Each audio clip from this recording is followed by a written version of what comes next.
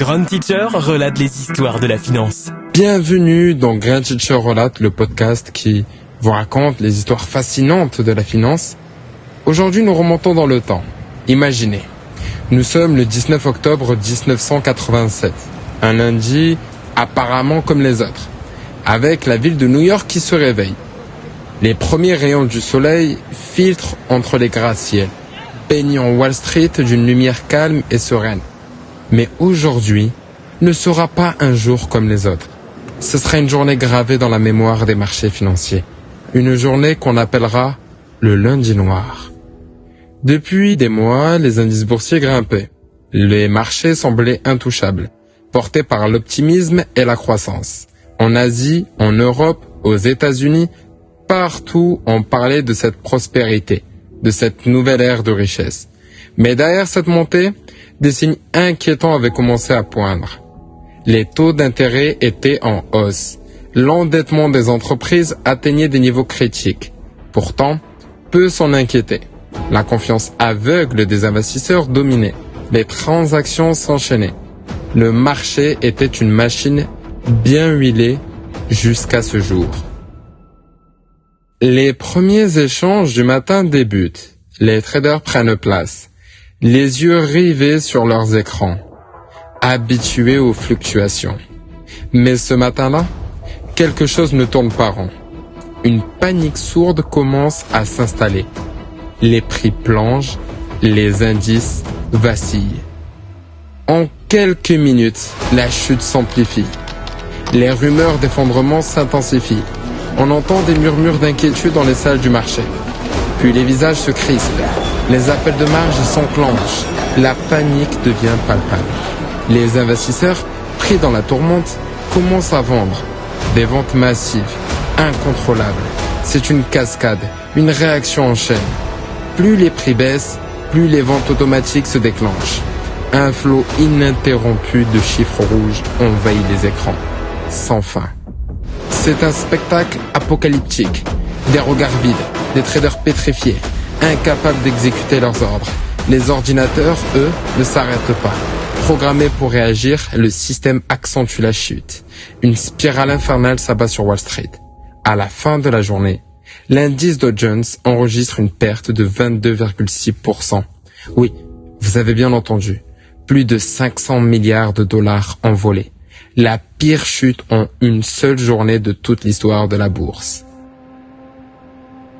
Le lendemain, les journaux titreront « Lundi noir », un nom aussi sombre que le chaos qui s'est abattu sur Wall Street. Pour les investisseurs, ce fut un choc, une leçon douloureuse.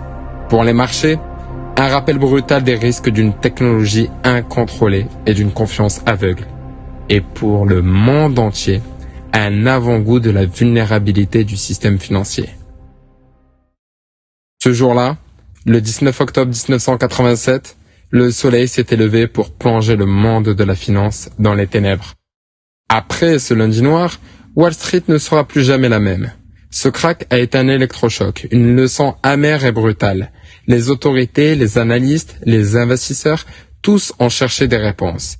Une explication à ce qui avait provoqué cette descente aux enfers. On accuse les nouvelles technologies de trading automatique, des systèmes censés prévenir les pertes, mais qui, ce jour-là, ont déclenché une avalanche. Imaginez un effet domino. Chaque vente provoquait une autre vente, amplifiée par des algorithmes qui réagissaient sans interventions humaines. Une mécanique bien rodée, devenue un monstre impossible à arrêter. Mais ce n'est pas tout.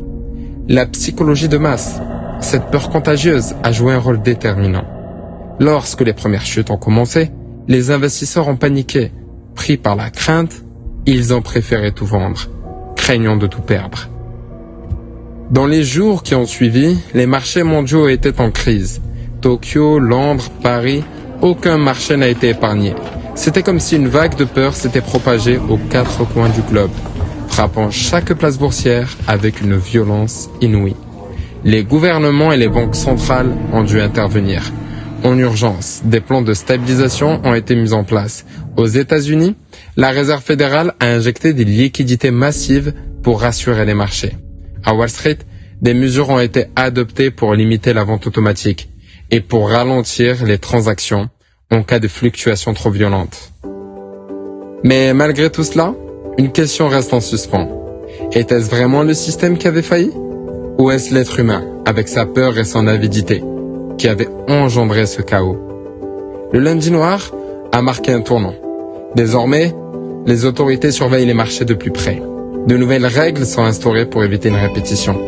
Mais, au fond, cette journée rappelle que derrière chaque algorithme, chaque machine, il y a des choix humains, des émotions humaines. Et que, parfois, c'est cette fragilité humaine qui mène aux plus grandes catastrophes.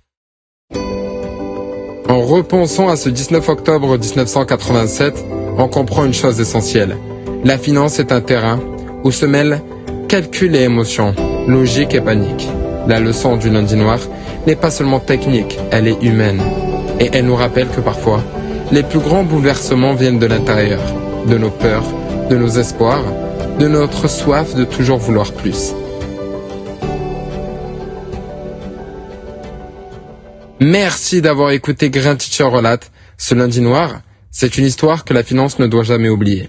Et nous vous donnons rendez-vous pour un prochain épisode, pour explorer ensemble les coulisses fascinantes et parfois terrifiantes de notre monde économique. À bientôt.